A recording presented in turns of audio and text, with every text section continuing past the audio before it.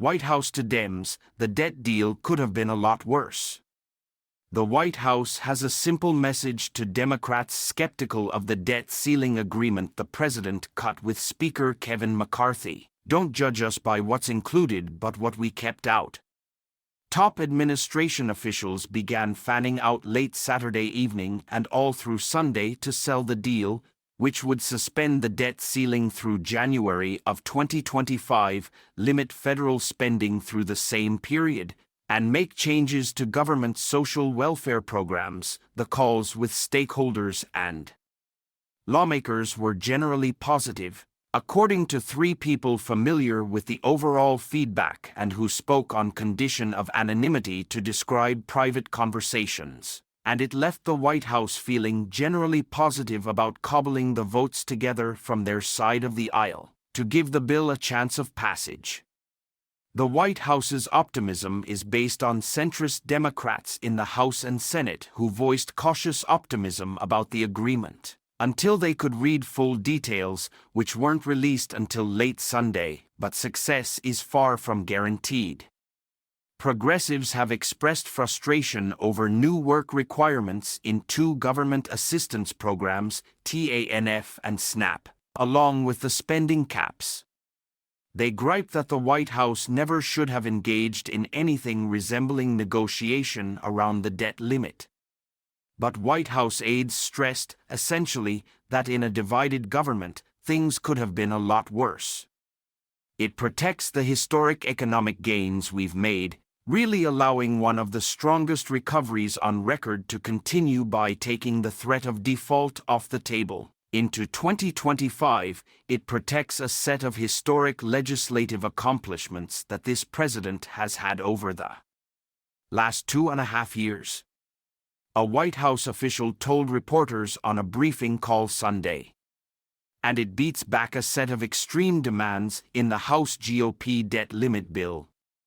According to a senior administration official granted anonymity to describe the lobbying strategy, the argument being made to Democrats to vote for the bill has focused on how Medicare, Social Security, Medicaid, the Inflation Reduction Act, CHIPS and other programs are all being preserved and funded under the agreement.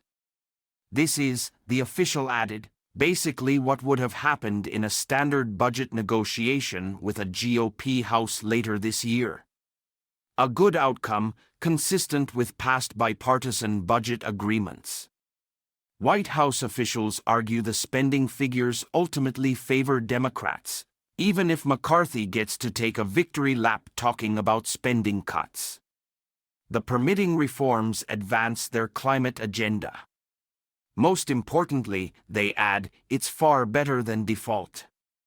On top of policy, the salesmanship had a blunt political angle. The deal allows Biden to clear the 2024 general election and not have to worry about another round of debt ceiling brinkmanship until after it. While the White House sales pitch may have been initially well received, it was colored by a gripe that the inner circle who had worked on the deal was far too insular and private with their negotiations.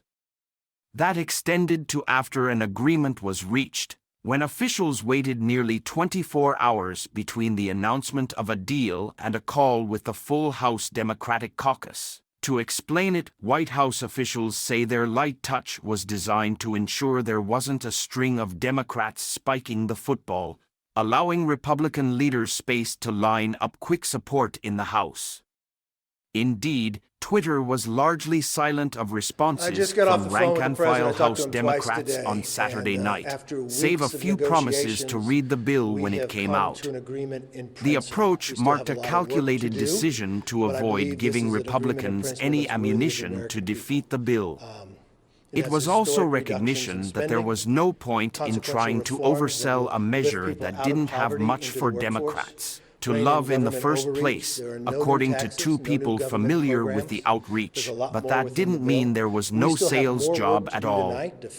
Democratic House members and their chiefs of staff were issued top lines and talking points within moments of the preliminary deal's announcement Saturday night, according to two White House and Hill officials who spoke on condition their names not be used. White House staff began one-on-one calls with lawmakers immediately, according to an administration official.